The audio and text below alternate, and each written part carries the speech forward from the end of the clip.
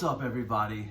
Sultan of Strangles here, and today I'm going to make a video, me and Joe, on one of the most talked about topics in the sport, Jiu Jitsu over 30. All you younger guys could probably learn something or two from this too, because if you start training this way now, you're not gonna have to deal with the injuries later on in your life. Okay, so Jiu Jitsu over 30, what does that mean? That means your recovery time is gonna be a lot longer, you're not gonna be able to go as hard, and everything's gonna change. So if you're trying to go 100% every day and you're natural, you're going to burn out 100%. But if you train smart, you could train more, you could get better at a faster rate. And today, we want to cover one of the most important topics about Jiu Jitsu over 30, is that's strength and conditioning. Strength and conditioning is not optional anymore, it's mandatory. Stretching before and after practice, mandatory. Rehab, prehab, mandatory. If you get hurt and you're out for 6 months, you're screwed. At this age, you guys got to take care of your bodies. I always say this to people. Let's say you got your first car, 17, 18 years old, right? You know you're gonna drive it fast, probably get rid of it in 2-3 years. What if you got that car and they told you this is the car you're gonna drive for the rest of your life? You're gonna be getting oil changes every month. You're not gonna be driving 120 miles an hour. You're gonna take care of that car. Your body is the same. You only get one and you gotta treat it right. So what would you say for Jiu Jitsu over 30? Lifting wise, should they be going to the gym, squatting 500 pounds every other day? In my opinion, no. I think 1 to 3 days a week of lifting are good. Again, it depends on all your goals and how high level are you. So if you're a black belt that never really lifted before, then maybe it would serve, you got your jiu-jitsu skills down, you know how to train, you know what you're doing. Maybe it would serve you well to start a strength and conditioning routine like ASAP. But for like me, I'm still a blue belt. I put more into jiu-jitsu than I do into lifting. I tried in the beginning when I was a white belt to continue on the lifting every day path, working out like a maniac, and I found it really, really impeding my jiu-jitsu. So that's another thing. It depends on your goals, and you shouldn't be working out like a meathead. You should be doing athletic type movements, you know, like your squat, your deadlift, power cleans, your front squat, your zerchers, and heavy on the split squats, and tons of calisthenics. You know, sit throughs, tons of burpees, pull-ups, push-ups. That's all stuff that's gonna help you be strong, have good conditioning, good endurance without, you know, burning out and taking away from jiu-jitsu practice. And if you're like me and you like to train jiu-jitsu every day or every possible day that you can, you're gonna want to be smart when you lift.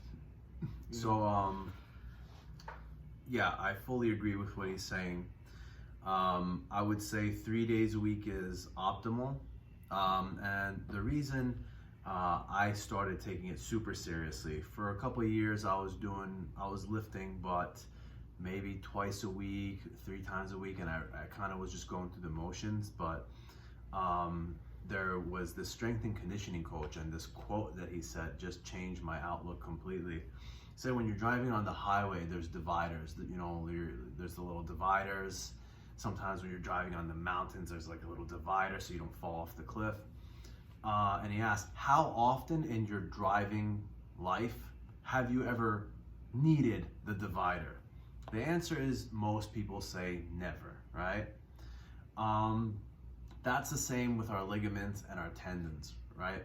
Our muscles should be taking the brunt of the impact, all right? Our ligaments and tendons will take the brunt if the muscles are not strong enough. So if you build your body the right way, you're not gonna have the torn LCL, ACL, bicep tendons, which is very common in jiu-jitsu to tear. You have to keep your body healthy. You have to do strength and conditioning so you don't get injured. And the reason this had a huge impact on me, I said, I'm gonna focus more on jiu-jitsu and I'm just gonna cut out strength and conditioning for a while. bicep is sore, tendons, hamstring tendons, neck, back, everything, just in a lot of pain. And as soon as I started taking it seriously again, the pain stopped going away. So it's super important that you learn. And I don't want you just making shit up. I want you going to a certified person to learn, or go to someone certified on YouTube, see what they're doing, and train properly. Because if you train like shit, you're gonna hurt yourself. The next thing I want to talk about is pacing. I try to do 6 days a week, twice a day. And if I did 100% every day, I'd probably be able to only train 3 days a week. My pace, Monday, Wednesday, Friday, I go hard. Tuesday, Thursday, Saturday, I go pretty light. Okay? Pull guard every round, work more on technique. Monday, Wednesday, Friday, I'm starting every roll standing. I'm trying to take your head off. That's my personal pace that I go. You know, that's my threshold. Your threshold might be higher, it might be lower, but as you train more, you're gonna be able to adapt. Joe trains 7 days a week. I just wanted you to maybe talk about your pacing, how you do it, and how you're able to do it.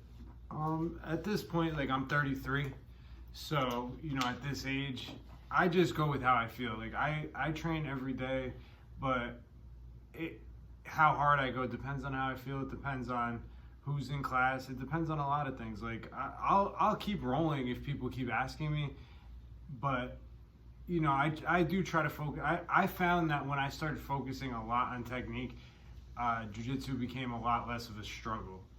And one thing is, like, if you have time to go train, whether you feel tired or not.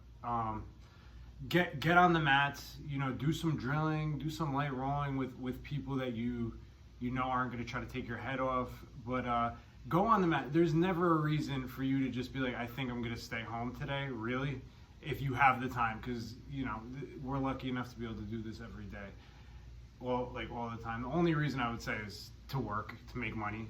You know, you might have to skip jiu-jitsu for that, but yeah, me, I just listen to how my body feels that day, and that pretty much determines the amount of rounds I do. And I'll look for the higher belts on the days that I'm real tight, guys that I know are smooth, not maniacs, on the days that I'm really feeling beat up, and see, you know, if I can learn something. But always try to get on the mats, whether you're gonna get your ass kicked or not, because you're feeling bad. Because at the end of the day, that's all that matters, is getting better, really, in my opinion. You know.